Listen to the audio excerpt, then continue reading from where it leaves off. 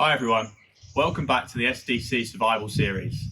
Today we're going to be going over building shelters, utilising some of the knots we went over last week. In any survival situation, there's a few necessities that needs to be covered. Food, water, fire. But if you speak to anyone who's spent a night outside, as soon as the sun goes down, a shelter is the first thing that comes to mind. Today we're going to be going over what's called the A-frame shelter, and I'll be demonstrating how to build your own one at home. Before we get going, there's a few things you need to go out and collect. You can get down to the local park or anywhere outside, like your garden, and collect twigs and branches to certain lengths, which I'll be demonstrating throughout. You'll also need a bunch of rope or paracord. I suggest somewhere between 5 to 10 meters is going to be needed. I'm also going to be using shoelaces. If you haven't got 5 to 10 meters, you can always tie the sheep bend, which you went over last week, to lengthen shoelaces. So, without further ado, let's get going.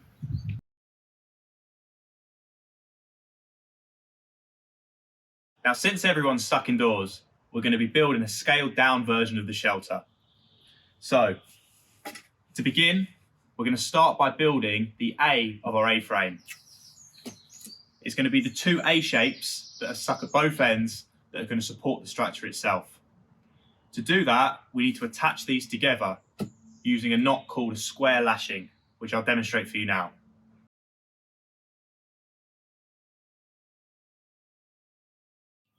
To tie the square lashing, we need to get our two pieces of wood together of equal length. And to do this, I'm going to be using a shoelace. To begin, we'll take our first piece of wood.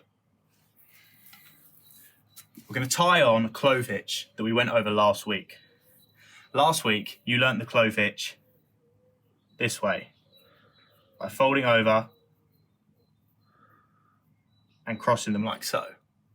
However, to tie it this week, I'm going to show you a different way. To do so, we simply wrap it over, come across to form an X, and then come up through the first part of the X, like so. You can see it there like that. Make sure it's all dressed off nicely and nice and neat. From there, we're going to get our second piece of wood, place it underneath.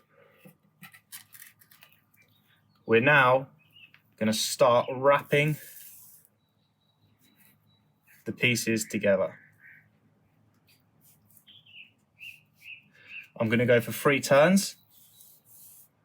And again, making sure it's dressed nice and neatly all the way up. Once I have them turns in, I'm going to take my shoelace and I'm going to wrap it in between the two pieces of wood, like so.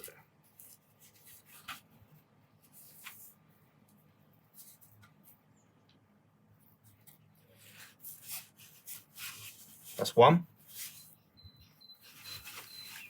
I'm going to go once more.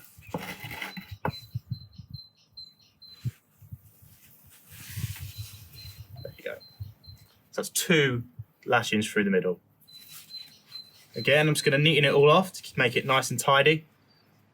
Now, to finish this, we need to put another clove hitch on the second piece of wood. Now, if you can remember what we did last time, we take our rope, we're going to go over once,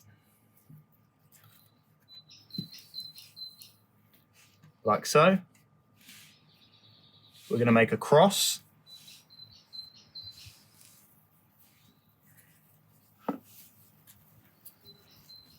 In there, and then thread through the second piece, like so. And again, as we've done with all our knots, we're just going to tidy it up all around so it's nice and neat. That is your square lashing. which now allows us to open up like so and gives us our nice base of an A-frame.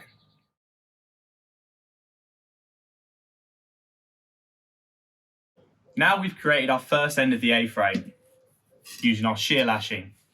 We now need to do this again with two other pieces of wood of an equal length to make our two ends of what's going to be the shelter. Once these are completed, we now need to grab a third piece of wood, which is going to run across the ends of the A-frame. To attach these, we're going to be using something called a square lashing, which I'll go into now.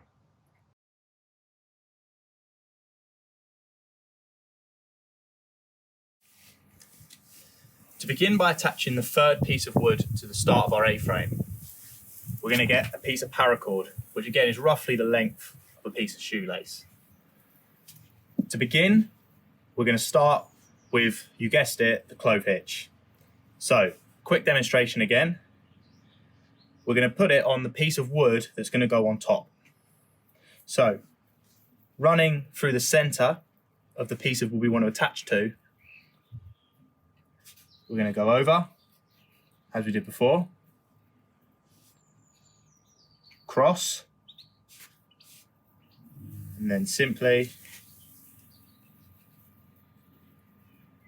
back through there.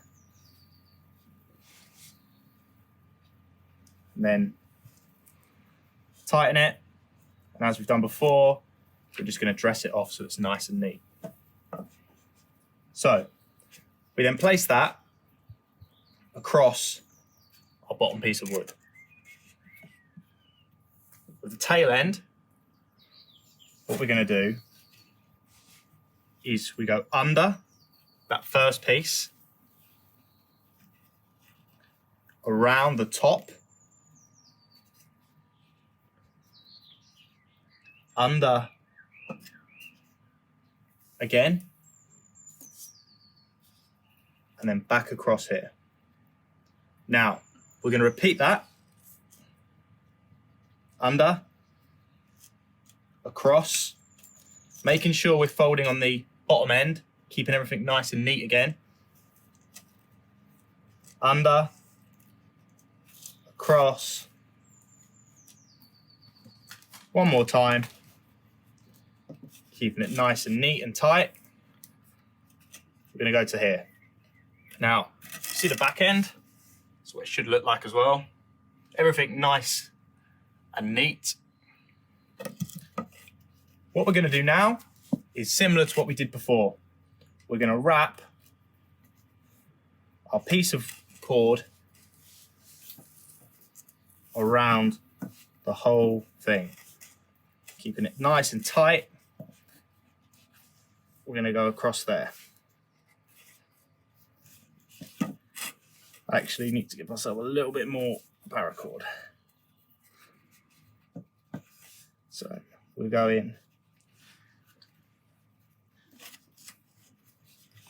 around like so.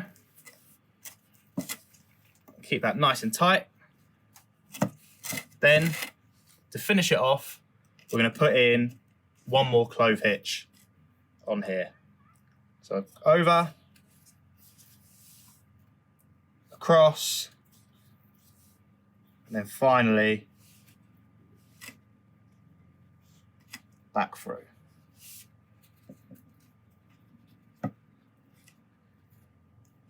Now we're going to neaten it all off. You should have one clove hitch on each side. It should be nice and tidy the whole way around. And that's your square lashing. We're now going to repeat that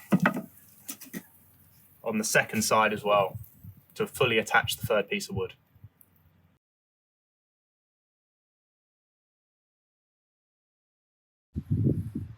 Now that we have both ends of the A-frame, we can look to start attaching them together.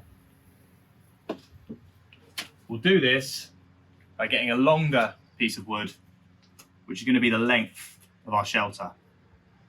We're going to attach this by using, again, a shear lashing that we've used before to attach this piece to this piece.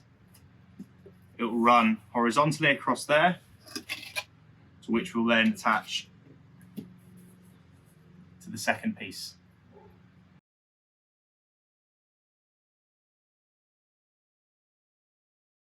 To attach the third piece, we're going to use the shear lashing. So, once again, we're going to tie on our clove hitch, over, across, and through, neaten it off. This time, make sure you've left enough end of the wood to sit nicely in place across there. Now, we're going to use, it's a little bit more awkward to tie with a hold in, but it's the same concept. So, we're going to go around the back,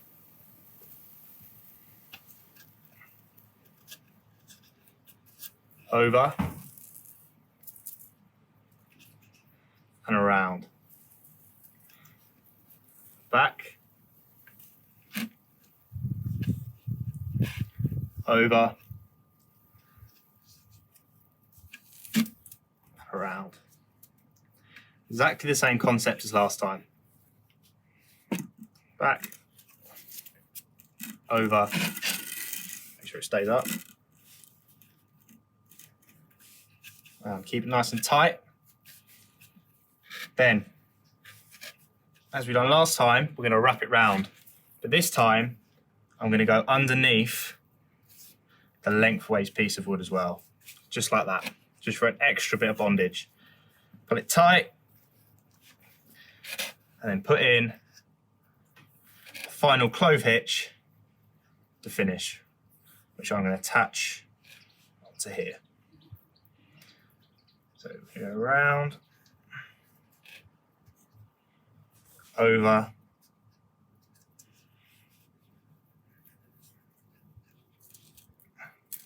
leaf other way, and under there. So just another clove hitch. Pull that tight.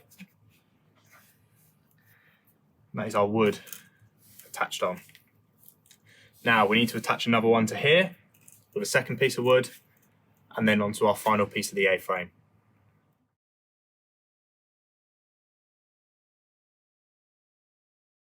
As you can see, I've now attached all my pieces of wood to both ends of the A-frame.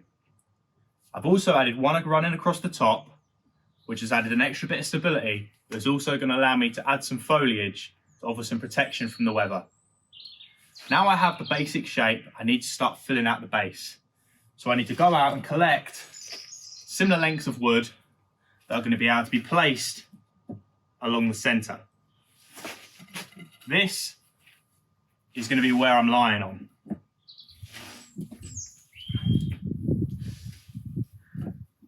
You don't need to bind them together, as the support of the frame should take the weight, but you can do so if you wish to.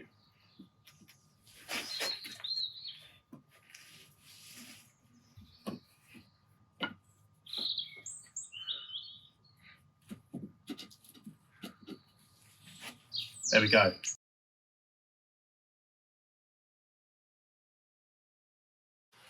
As you can see, I've now begun to add the foliage to my shelter, which is going to offer me some kind of protection if it rains or if it's particularly windy.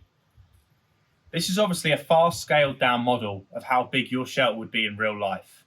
But sticking with real life, there's a few considerations you need to take into account before you begin building your shelter. Firstly is the size. How big does it need to be? How big are you? How many people are in the group? This can obviously be made wider or longer dependent. Secondly, how long do you have to build the shelter? Is it getting dark soon? You need to estimate how long you think it's going to take you to 1, find all the necessary pieces, and 2, construct it. You don't want to be putting this together when it's dark. Thirdly is the weather. If it's particularly cold, you may need to find an area you can put a fire at either end. Then you need to take into consideration things like raising the floor of the ground, which we've done here. When you're out sleeping outside, the majority of your body heat is going to be lost through the ground. So by simply raising the floor, it's going to keep you a lot warmer at night. Fourth, do you need to camouflage the shelter? We have done here to some degree. If you're hiding from anybody who's looking for you, or if any wild animals in the area, you may need to start thinking about camouflaging it. Finally, we've built this shelter here. I want you to have a go at home. So get yourself down to the local park or woods, find all the necessary pieces of wood you need. If you can get some string or paracord, that'll be plenty for building. So get going at home and send in any of your attempts.